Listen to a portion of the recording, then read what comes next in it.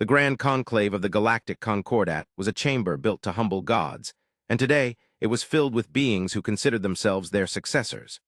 Crystalline spires of pure Zalosian thought quartz soared into a vaulted darkness where holographic nebulae swirled in silent majesty.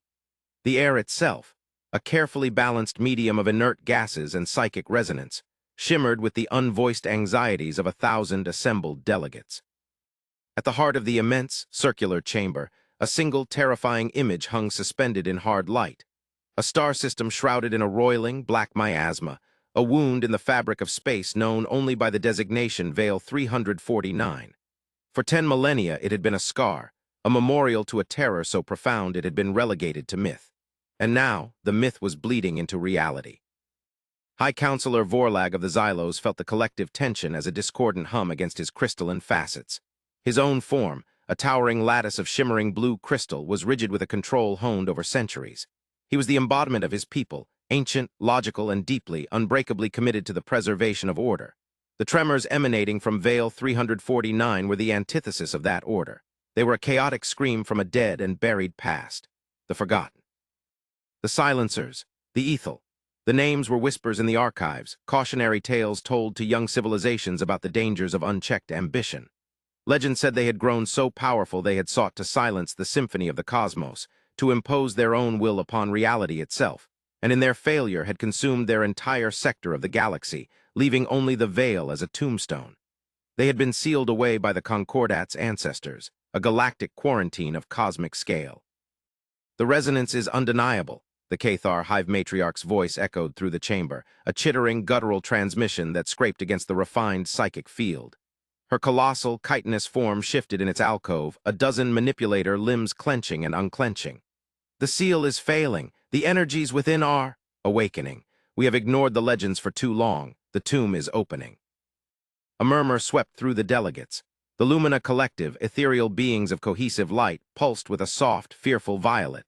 The stoic, silicon-based architects of Cygnus X1 remained immobile, their stony silence a heavier condemnation than any outburst. Vorlag focused his senses, filtering the panic. Fear was a corrosive, inefficient emotion. The data was the only truth. The energy signature from within the veil was not just increasing. It was changing, becoming coherent, as if a mind, dormant for eons, was slowly regaining consciousness. The protocols of the first Concordat are explicit, the Cathar matriarch continued, her voice rising with zealous certainty. Should the seal ever weaken, the final sanction is to be enacted. We must sterilize the system. We will collapse the star. We will turn their tomb into a true singularity, an oblivion from which nothing, not even a memory, can escape.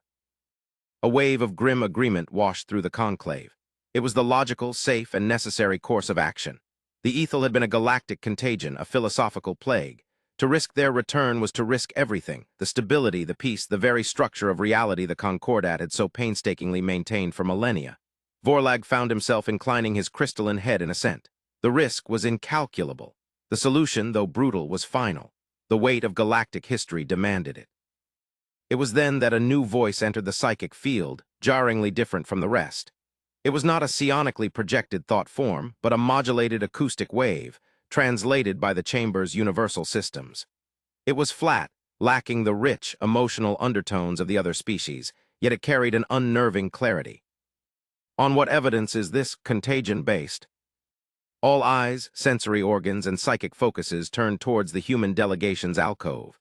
It was a small, unassuming space, occupied by a single being, Ambassador Eva Rostova.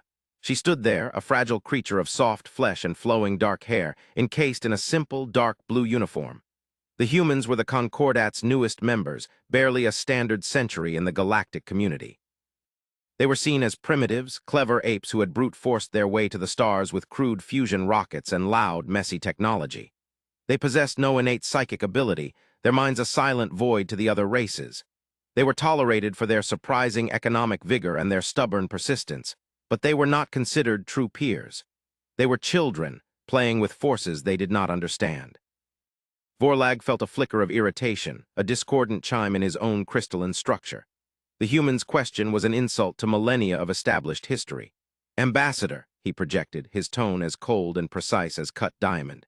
The evidence is the veil itself. It is the great silence that followed their fall.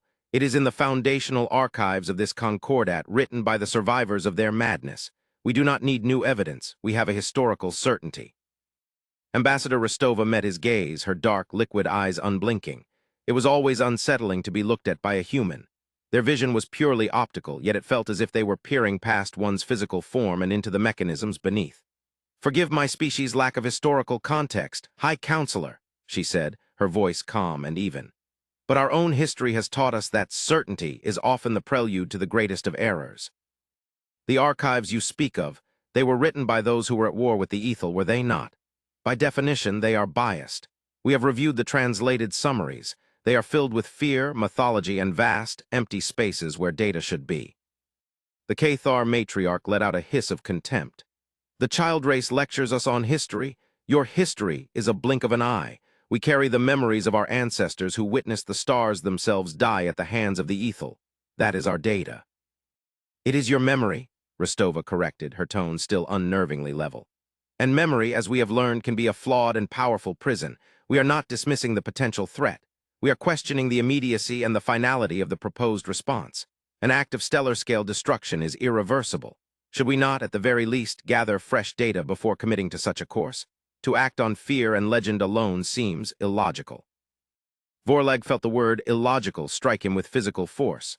For a human, a being of chaotic emotion and fragile biology, to accuse the concordat of being illogical was the height of arrogance.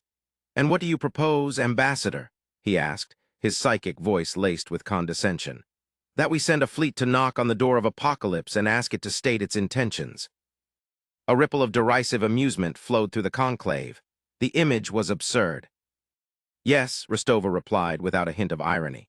"That is precisely what we propose, not a war fleet. A science and exploration contingent.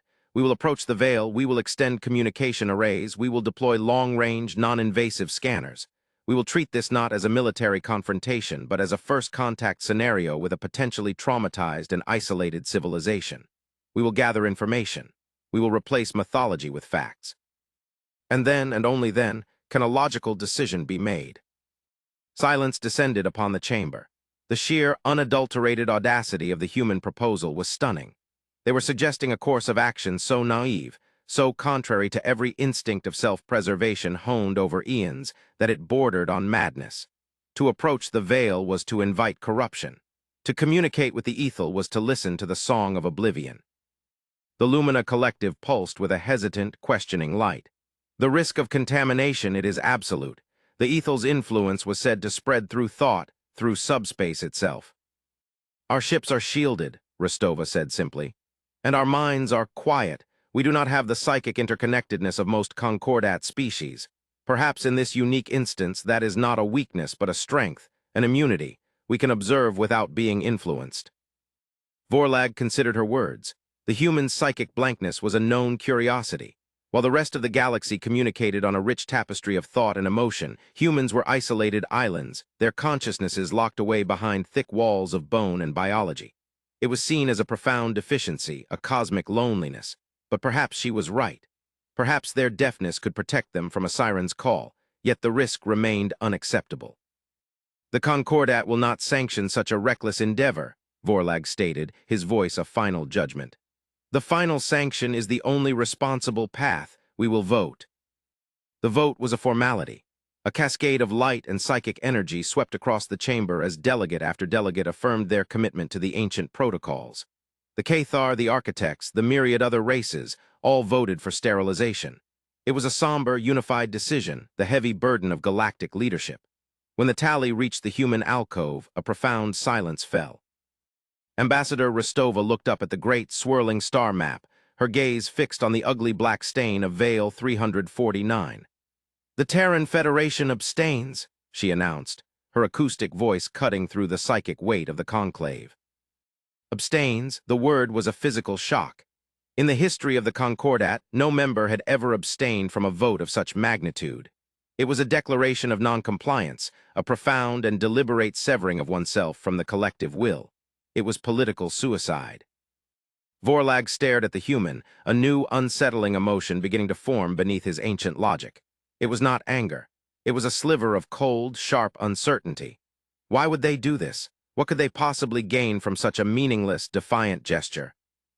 Your abstention is noted, Ambassador, Vorlag projected, his tone glacial. It changes nothing. The Concordat fleet will be mobilized. The star at the heart of Vale 349 will be extinguished within one cycle. Terran Federation, Rostova said, her voice now carrying a quiet, unyielding weight that filled the vast chamber, profoundly objects to this course of action, and while we respect the sovereignty of this conclave, we will not be party to what we consider a potential act of premeditated genocide based on insufficient evidence. She gave a slight, formal nod. The human exploration fleet designated First Light is already en route to the Vale. We will proceed with our mission to gather data. We will seek the truth. The chamber erupted, not in sound, but in a chaotic storm of psychic outrage. The Cathar matriarch's projection was a shriek of pure fury. The lumina flared with incandescent rage. Vorlag himself felt his crystalline structure vibrate with shock. This was not just defiance. This was a direct challenge to the authority of the Concordat. The humans, the children, were sailing their primitive ships straight into the heart of the galaxy's oldest nightmare, in direct opposition to the unified will of 1,000 civilizations. It was an act of incomprehensible, suicidal arrogance. As the psychic storm raged around him, Vorlag looked at the human ambassador. Eva Rostova stood perfectly still, her expression calm, her gaze steady. She was not afraid. She was not posturing. She was waiting. And for the first time in his long existence, Vorlag felt a genuine, chilling touch of fear. Not of the ethel, but of the unfathomable mind behind those quiet, human eyes. The Concordat fleet was a spectacle of sublime and terrible beauty. It assembled in the star system bordering the Vale, a gathering of living light and sculpted metal that defied the crude physics of lesser races. Zalosian vessels, grown from single-seed crystals, refracted starlight into blinding geometric patterns. Cathar bioships pulsed with organic life, their chitinous hulls scarred with the marks of ancient conflicts. Lumina cruisers, mere wisps of contained plasma, drifted like sentient nebulae. It was the fist of the Concordat, a force that had shattered empires and brought galaxies to heel. Vorlag commanded from the bridge of the symmetry of truth, a vessel that was less a machine and more a physical extension of his own consciousness. From his command throne, he could feel the thrum of every system, the thoughts of his crew, the unified purpose of the entire armada. Their purpose was solemn, a necessary act of cosmic cleansing. And then the human ships arrived. It did not glide into existence through elegant tiers in spacetime. They did not ride the currents of gravity with organic grace. They simply appeared brutal and sudden with a flash of Cherenkov radiation that was offensive to the senses. They were ugly, utilitarian, asymmetrical blocks of gray alloy bristling with angular antennae and exposed conduits. There was no artistry to them, no philosophy in their design. They were tools, crude and powerful, built for a singular purpose and nothing more. The fleet was small, a mere handful of vessels against the Concordat's overwhelming might, yet their presence was an insolent stain on the majestic tableau. Vorlag watched them on his primary hololith, a flicker of disdain running through him. This was the First Light expedition, a collection of ungainly metal boxes daring to defy the will of the galaxy. On the bridge of the human flagship, the Magellan, he could just make out the heat signature of its crew. So fragile, so dependent on their metal shells to survive the void. A communication channel opened, acoustic as always. Ambassador Rostova's face appeared on the hololith. She looked exactly as she had in the conclave, calm, composed. Behind her, the human bridge was a scene of quiet, focused activity. There was no psychic hum of unified consciousness, only the low murmur of voices and the soft chime of consoles. It was chaos, but a strangely ordered chaos. "High Counselor Vorlag," she began, her voice crisp. "We are in position. We request that the Concordat fleet maintain a safe distance while we conduct our initial scans. We will share all our findings with you in real time." "Ambassador Rostova," Vorlag responded, his psychic voice dripping with ice. "Your presence here is unsanctioned and deeply unwise. You are interfering with a critical Concordat security operation. I order you to withdraw your fleet immediately. Do not force us to remove you." "We have no intention of interfering with your fleet, Counselor," she replied smoothly. "We are simply exercising our right as a sovereign member of the Concordat to investigate a galactic anomaly. We pose no threat to you. Our weapons systems are powered down. Our purpose here is discovery, not conflict." Vorlag felt the minds of the other Concordat commanders brushing against his own, sharing his disbelief. powering down weapons in the face of the greatest known threat in galactic history. It was either a lie or it was insanity. He focused his ship's deep-range sensors on the human vessels. The readings confirmed her statement. The energy signatures from their primary weapon capacitors were flat. They had disarmed themselves. This is madness, the Cathar matriarch's thought form seethed in Vorlag's mind. A trick, a human deception. Perhaps, Vorlag projected back. Let them play their foolish game. They will either be consumed by the veil or they will flee in terror. Either way, they will learn a lesson in humility. He gave the order for the Concordat fleet to hold its position, forming a blockade around the human ships, trapping them against the ominous, swirling edge of the veil. Let the galaxy watch. Let everyone see the folly of human arrogance. The human ships did not flee. They advanced. Slowly, methodically, they moved towards the black miasma of Veil 349. The veil was not empty space. It was a graveyard of unimaginable scale. The shattered remnants of fleets, space stations, and entire planetoids drifted within it, all coated in a strange, non-reflective material that seemed to drink the light. The Concordat's sensors could barely penetrate its outer layers, receiving only distorted echoes and whispers of maddening psychic energy. The Ethel had not just destroyed their civilization, they had salted the earth of their entire system. The humans, however, were not using standard sensors. From their lead ship, the Magellan, they deployed a swarm of tiny probes. These probes did not try to scan the veil with active energy pulses. Instead, they unfurled vast, gossamer-thin sails designed to passively collect ambient radiation. They were listening, not shouting. Simultaneously, other ships launched strange, torpedo-like devices that plunged into the cloud and began to emit a complex sequence of resonant frequencies, like tuning forks trying to find a sympathetic vibration in the darkness. What are they doing? The Lumina commander's thought form pulsed, a shimmer of pure confusion. That is not scanning technology, it is musical. Vorlag watched, baffled. The Concordat's approach to the unknown was to bombard it with every sensor frequency imaginable, to overwhelm it and force it to reveal its secrets. The humans were coaxing it. They were treating the veil not as a wall to be battered down, but as a complex lock to be gently picked. For hours, nothing happened. The human ships sat in silence at the edge of the abyss, their probes listening, their resonators humming their strange, mathematical song into the void. The Concordat commanders grew restless. Vorlag felt the pressure of their impatience. The Cathar were demanding action, urging him to simply push the human ships aside and begin the sterilization protocol. Then a data stream opened from the Magellan to Vorlag's ship. It was not a message. It was a flood of raw, unfiltered telemetry. Vorlag's own system struggled to process it. The human data was formatted in a way that was alien to Concordat standards, dense, layered, and brutally efficient. His analysts worked feverishly to translate it into a coherent form. When the first images resolved on the main hololith, a hush fell over the symmetry of Truth's bridge. It was a map of the veil. Where Concordat sensors saw only a chaotic black cloud, the humans had rendered a three-dimensional model of breathtaking complexity. They had used the subtle gravitational distortions, the neutrino echoes, the faint quantum foam fluctuations collected by their passive probes to construct a detailed image of the interior. It was not just a field of debris. There were structures within, vast, geometric lattices of the light-dampening material, arranged in concentric spheres like the layers of an onion. At the very center, where the star should be, was a colossal object, a perfect sphere of absolute darkness. They are not just remnants, Rostova's voice explained, layered over the data stream. She sounded clinical, like a scientist presenting a paper. They are technology. The veil is not a scar of a great battle. It is an artificially constructed megastructure, a containment field. The implication of her words washed over Vorlag with the force of a physical blow. A containment field, not a tomb, a cage. Impossible, the Cathar matriarch snarled across the command channel. To contain what? Themselves.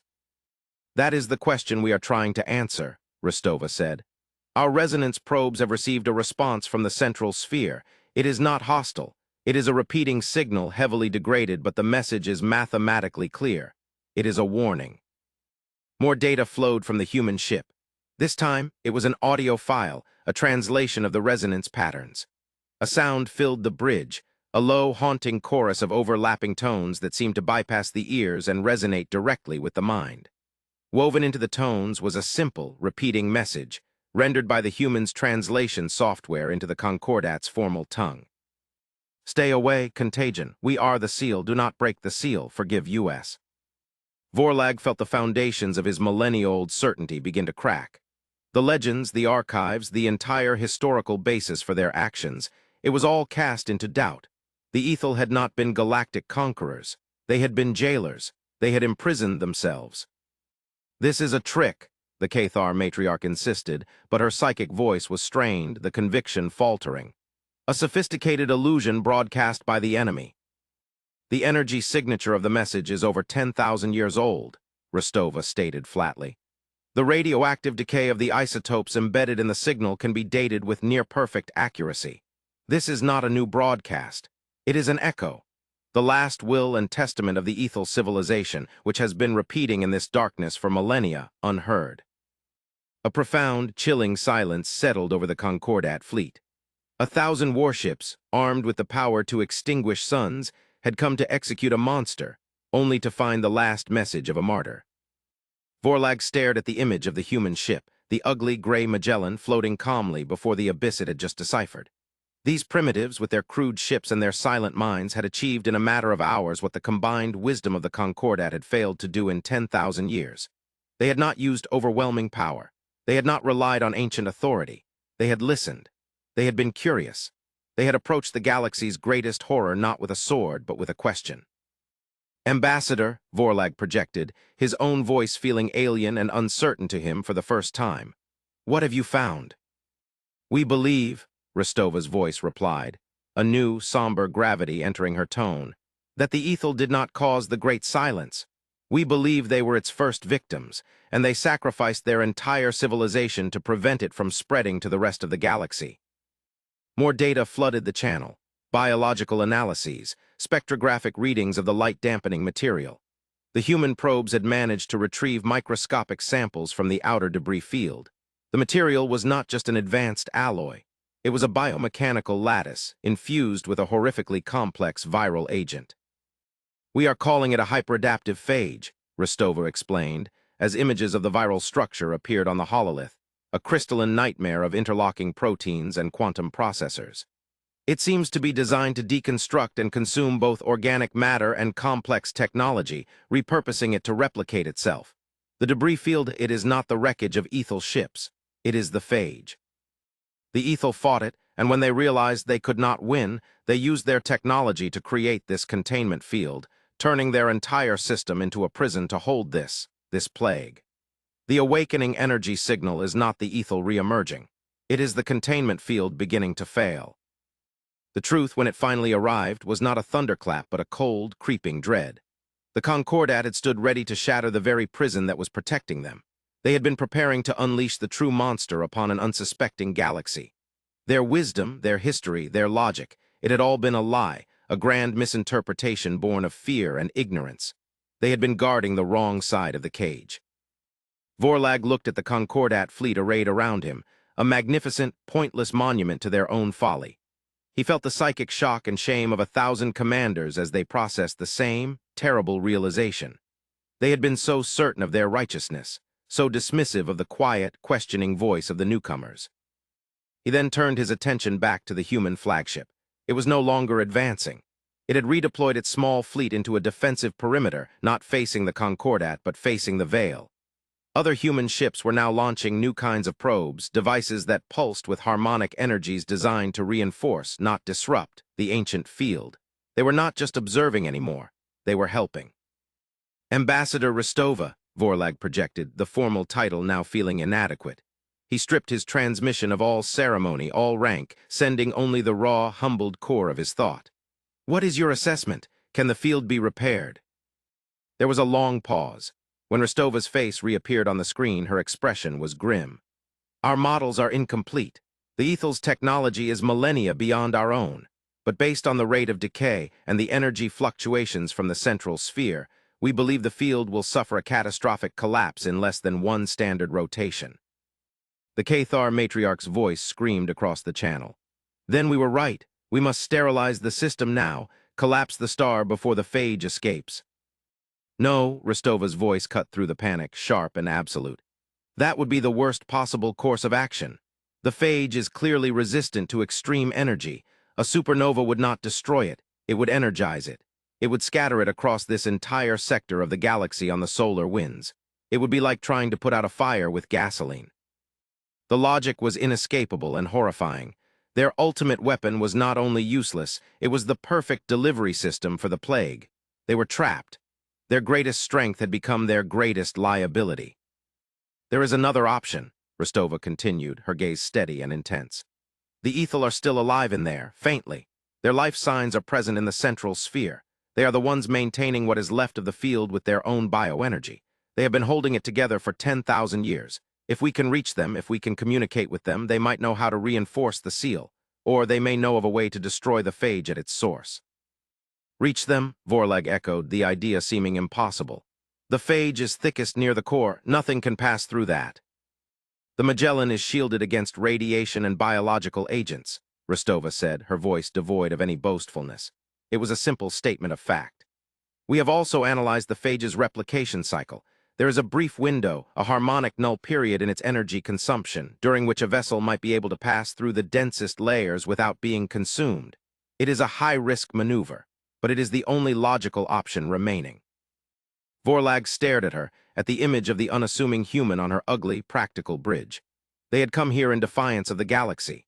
They had disarmed their ships in a gesture of peace. They had deciphered a mystery 10 millennia old. And now, they were proposing to fly their own flagship into the heart of a ravenous, world-eating plague, on the slimmest of chances that they could talk to the ghosts who had built its cage. It was not courage as Vorlag understood it, the glorious, psychic might of a warrior meeting his foe. This was something else, a quiet, calculated, and utterly insane form of resolve. You would risk your ship, your crew? Vorlag asked, the question a genuine probe into the human psyche.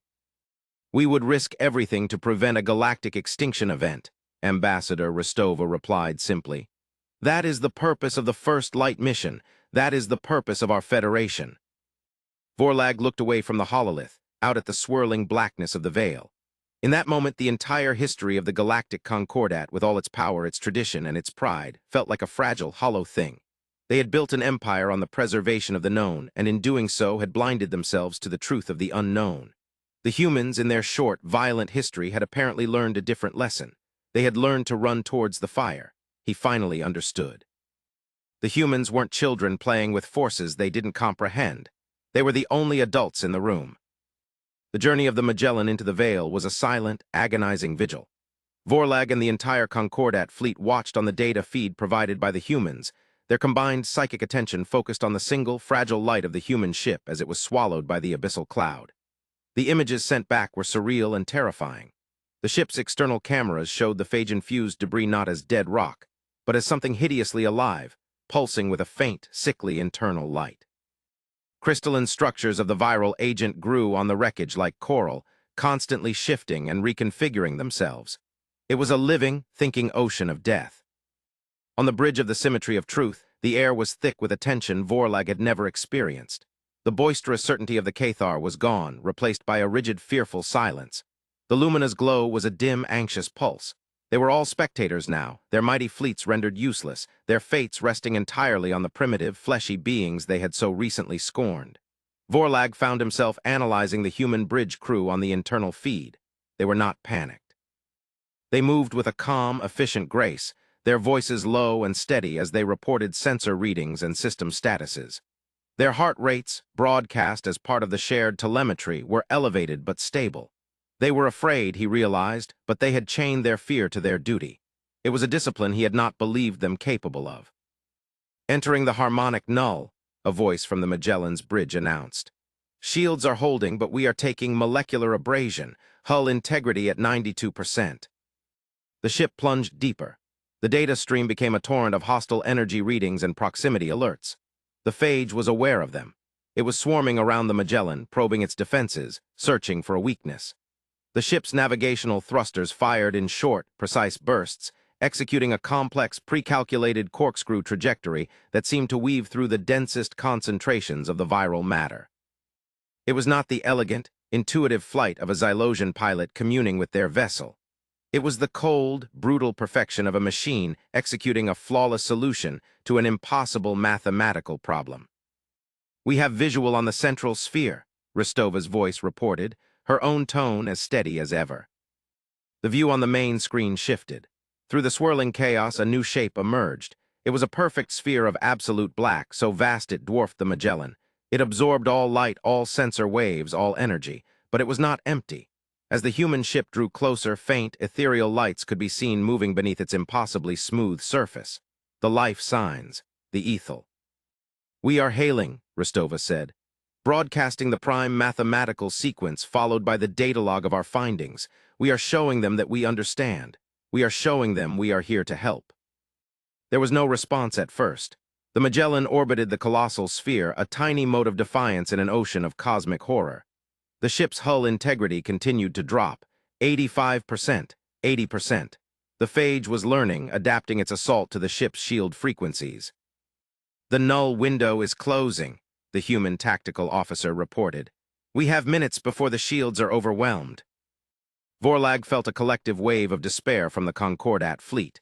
They had failed. The humans had failed. It had been a noble, foolish gesture, and now they would be consumed, their sacrifice meaningless. He prepared to give the order for his own fleet to withdraw, to save what they could and prepare the galaxy for the coming darkness. And then something changed. A light emerged from the surface of the black sphere. It was not a harsh, energetic beam, but a soft, gentle wave of silver illumination that washed over the Magellan. The phage swarming the human ship recoiled as if burned, pulling back to a safe distance. The hull abrasion stopped. The hostile energy readings dropped to 0. A pathway had been cleared. A new signal touched the Magellan, and through it the entire Concordat fleet. It was not sound. It was not radio. It was a direct, conceptual transmission, a pure stream of thought and emotion that blossomed in the mind of every sentient being watching. It was a feeling of immense age, of profound weariness, and of a gratitude so deep it was painful. "You came," the thought echoed. It was not a single voice, but a chorus of millions speaking as one. "After so long, you came." The surface of the sphere turned translucent. Within, Vorlag and the others could see them, the ethel. They were not the monsters of legend. They were beings of pure, woven light, their forms humanoid but lacking definition, like stars given sentient shape. They floated within the sphere, their luminescence faint, flickering like dying embers. They were beautiful, and they were dying. Rostova's voice, when it came, was filled with a quiet awe. "We are the Terran Federation. We are members of the Galactic Concordat. We received your warning." "We did not think any could hear it," the ethel chorus replied, its thought voice weak but clear. "We have held the silence for 10,000 cycles, but our strength fades. The prison weakens. The devourer stirs." "The phage," Rostova clarified. "We know, we have analyzed it. We want to help you reinforce the containment." There was a long, sorrowful pause. "The prison cannot be repaired. It was a temporary solution built with the last of our energy. Our race is expended. We have become the lock, and our life force is the key. When we fade, the lock will break." The hope that had surged through the Concordat fleet guttered and died. Vorlag felt the cold finality of their words. The ethel were not just jailers. They were the living bars of the cage. Their extinction was inevitable, and with it, the release of the phage. "There must be another way," Rostova insisted, her human stubbornness flaring even in the face of cosmic despair. "A weapon, a frequency that can destroy the phage." "The devourer cannot be destroyed by conventional means," the ethel explained. "It does not exist purely in this reality. It is a shadow cast from another, a place where the laws of physics are hungry. We were able to sever its anchor to our dimension, to trap its physical form here, but we could not erase its essence." The human bridge was silent for a long moment as they processed this new, terrifying information. The phage was extra-dimensional. It was not just a plague. It was an invader from a hostile universe. Then Admiral Tanaka, the human military commander aboard the Magellan, spoke for the first time, his voice a low, steady baritone. "Ambassador, if we cannot destroy it and we cannot contain it, what is left?" Rostova turned to face the main screen, her gaze fixed on the luminous, fading forms of the ethel. "We ask them." "There is one way," the ethel chorus whispered, a thought laced with infinite sacrifice. "The star, our sun. We did not let it die. We contained its heart, a core of neutron-degenerate matter, to power our prison. If that core is released, the resulting nova, it will not destroy the devourer, but the sheer gravitational and energetic force of it could expel the totality of the phage from our dimension. It would be cast back into the void from whence it came. Vorlag understood instantly. It was the Concordat's original plan, the sterilization, but for a different reason and with a horrifying new requirement. But the nova, Rostova said, her voice barely a whisper. It would consume this entire system. It would consume you. We are already consumed, the Ethel replied, a feeling of peaceful acceptance flowing from them. Our purpose for 10 millennia has been to stand guard. This is the final act of that duty. We must lower our own containment field, the one protecting us from the phage, and allow the central power core of the prison to be ignited. But we no longer have the strength to do it from within. The sequence must be triggered from the outside. A heavy silence descended. The Ethel were asking them to be their executioners, to pull the trigger on a weapon that would ensure their final, total extinction, all to save a galaxy that had misunderstood and feared them for eons. It was Vorlag who broke the silence. He opened a direct channel to the Magellan, his psychic voice resonating with a new, profound clarity and a deep, burning shame. Ambassador Rostova, humanity, you were right. We were blinded by our fear and deafened by our pride. The burden of this, it should not fall to you alone. He turned his focus outward to the 1,000 warships of the Concordat fleet, still hanging in the void like silent, humble giants. To all Concordat commanders, he projected, his voice ringing with the authority of the High Counselor, now tempered by a humility he had never known. The Ethel have given us the solution. It is a terrible one, but it is the only one. They require our aid to make the final sacrifice. We came here to destroy them in ignorance. We will now help them save us all, in full knowledge of their nobility. He paused, letting the weight of his command settle. All ships are to reconfigure their primary energy cannons. We will not fire to shatter this system. We will fire in a synchronized, focused beam to energize the Ethel's stellar core and trigger the nova they require. We will be the hand that helps them turn the key. There was no dissent. Only a slow, somber wave of unified assent, a chorus of 1,000 races acknowledging their error and accepting their new, grim purpose. On the bridge of the Magellan, Rostova nodded slowly. The Terran Federation concurs. Admiral, coordinate with the Concordat fleet. Let us give them the honorable end they have earned. As the warships of races old and new began to maneuver, turning their terrible weapons into instruments of salvation, the Ethel sent one last, powerful thought stream, a gift of gratitude and a final, chilling revelation. Thank you, the chorus resonated. You have lifted a burden we have carried through ages of twilight. The galaxy will be safe from the devourer. But it was not the only one. A new image formed in the minds of every being connected to the channel. It was not a sight, but a concept, a piece of ancient, terrifying knowledge. The Ethel showed them the universe as they had seen it, a reality teeming with life, but also one bordered by other, older, darker realities. The devourer, the phage, had not been a random invader. It had been a scout, a tool, a single spore sent from a vast, unfathomably large intelligence that existed in the hungry dark between dimensions. It is a farmer, the Ethel's final message explained, as the Concordat and human fleets finished their alignment, their energy cannons glowing with imminent fire.